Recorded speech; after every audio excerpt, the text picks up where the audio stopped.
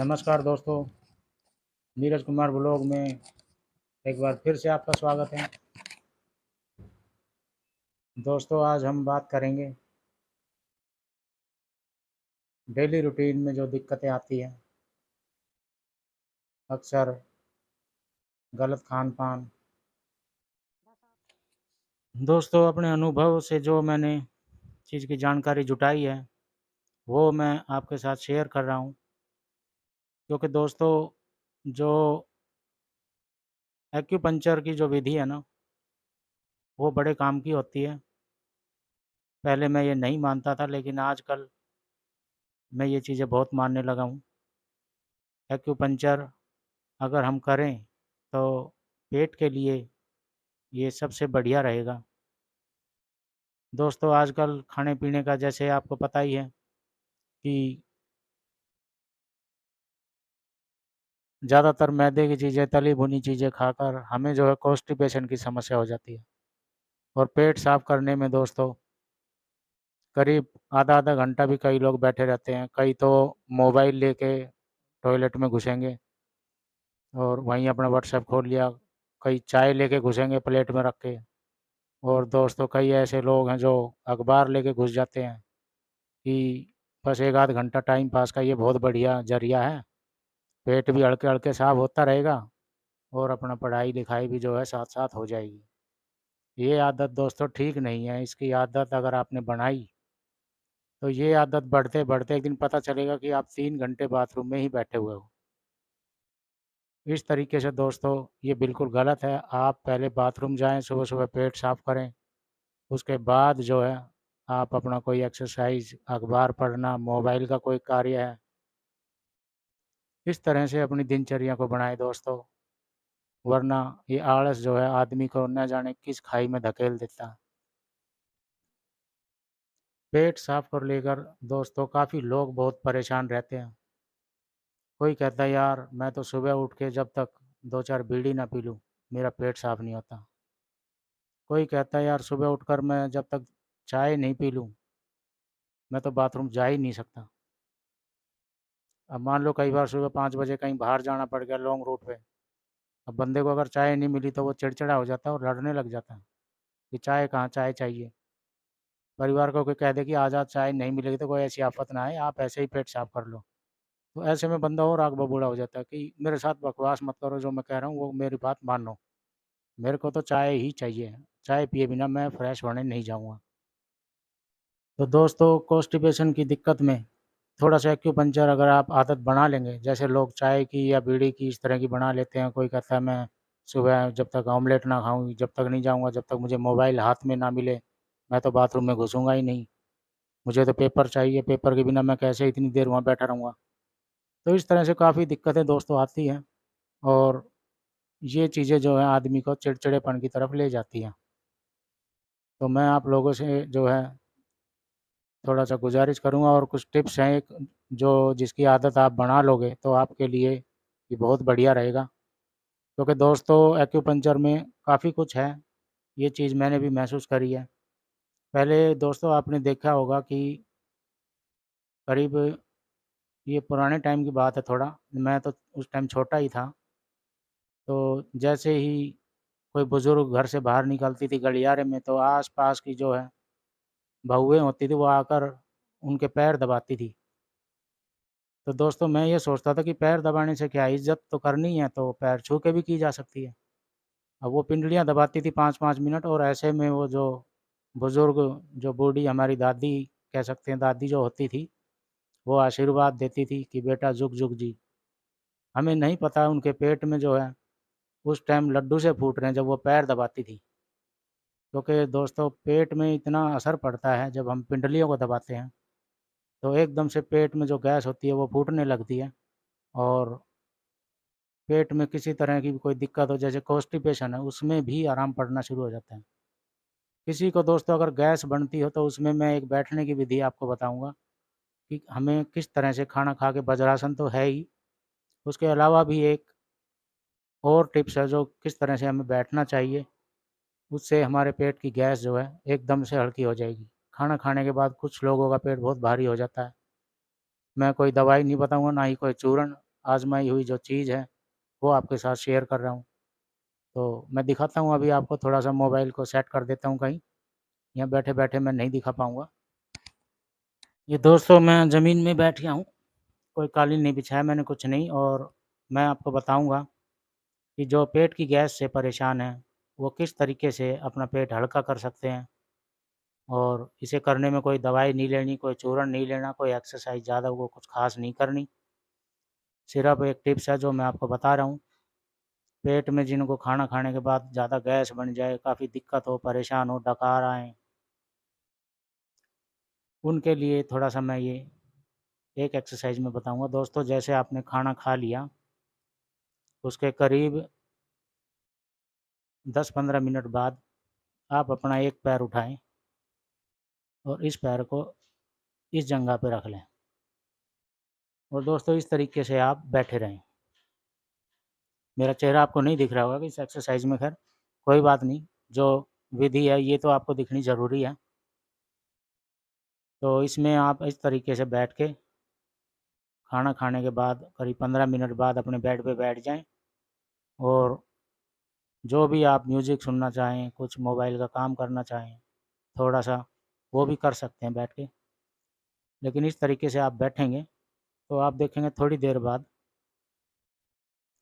पेट की गैस जो है हल्की होने लग जाएगी।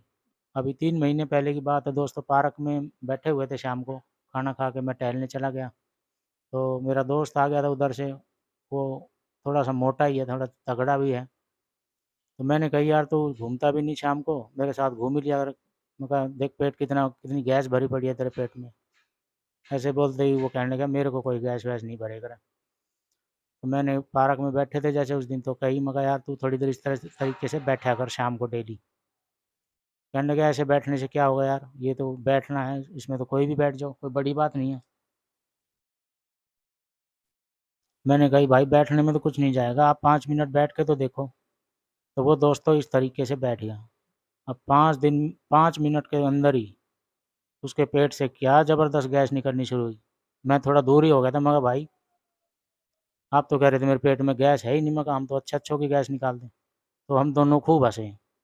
तो ये हँसी मज़ाक की बात है दोस्तों, थोड़ा-सा व्लॉग दिखाते-दिखाते आपके साथ अपनी दिनचर्या जो है वो शेयर करी है मैंने। अब दूसरी बात है दोस्तों कि कॉन्स्टिपेशन में जो परेशान लोग हैं, उनको पेट साफ़ कैसे करें? तो उनके बारे में भी कुछ मैं अभी मोबाइल को दूसरी जगह सेट करूँगा और चेयर पे बैठ के मैं आपको दिखाऊँगा। जिस तरह हम पॉट पे बैठते हैं, अंग्रेजी पॉट पे, ज़्यादा बीमारी तो इस अंग्रेजी पॉट ने बना दी दोस्तों, क्योंकि इसमें पूरा प्रेशर जो है पेट पे बढ़ नहीं पाता और आदमी अधर ही अधर है, ऊपर ही ऊपर।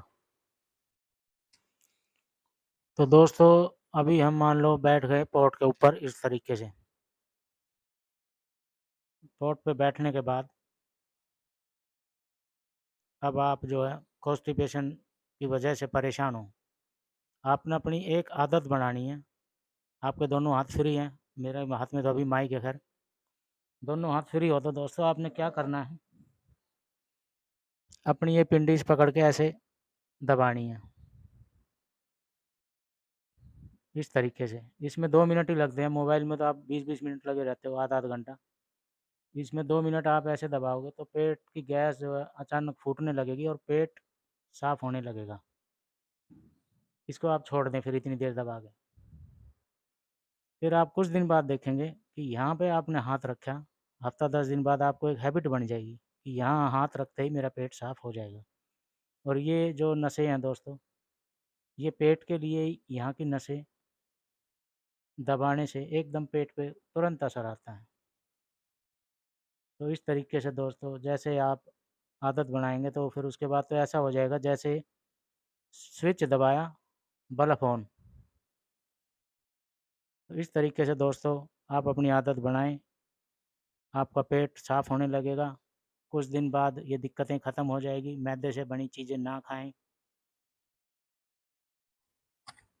तो दोस्तों ये मैंने आपको कुछ टिप्स बताई, इसको आप हँसी मज़ाक में ना लें, ये आज़माई हुई चीज़ें हैं दोस्तों।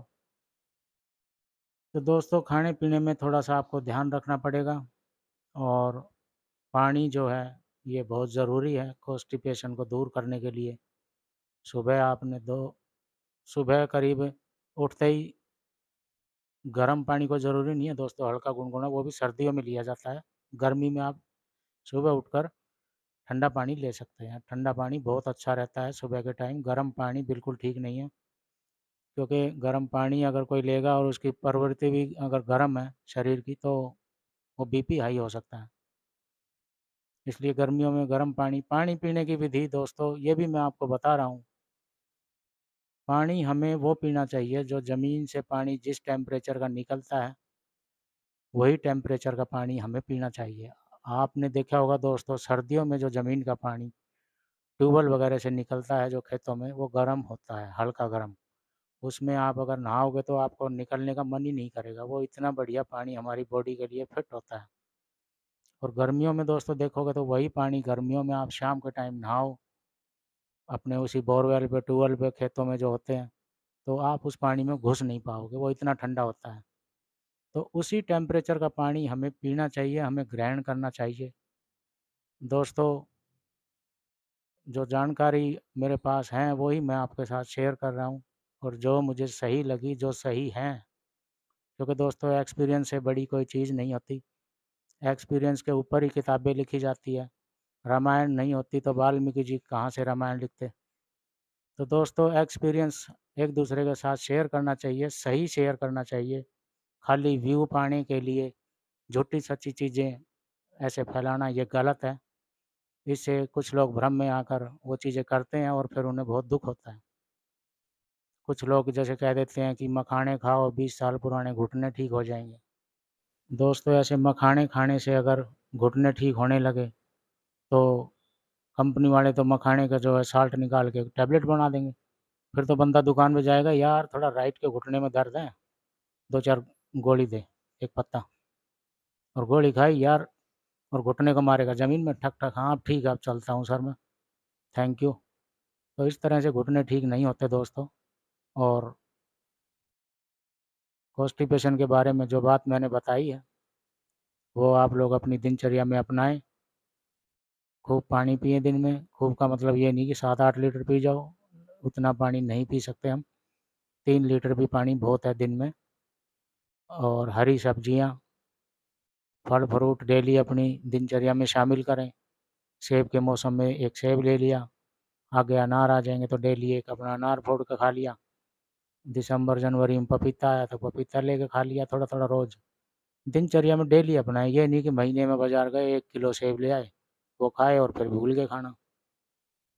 बॉडी है दोस्तों, इसको रूटीन में सारे विटामिन सारी चीज़ें चाहिए। दलिया वगैरह खाएं, जो भी चीज़ें बनती हैं राबड़ी वगैरह, ये भी आप ले सकते हैं। और घी फैट वाली चीज़ें, पनीर, ये चीज़ें थोड़ा सा कम लें दोस्तों, क्योंकि महीने में 3-4 बार आप ले सकते हैं। ये नहीं कि इनको दबा के शामिल करें कि इनसे ताकत आएगी, ये आएगी, वो आएगी, कुछ नहीं होगा, कोलेस्ट्रॉल बढ़ जाएगा। क्योंकि दोस्तों बार बार मैं पे एक बात पहले भी कही है कि हमारी एक्टिविटी बिल्कुल ना के बराबर है। तो ब्लॉग लंबा हो जाएगा दोस्तों, अभी मैं आप लोगों से लेता हूँ विदा। बाकी आगे के एपिसोड में बात करेंगे कल। ठीक है दोस्तों, नमस्कार, राम राम।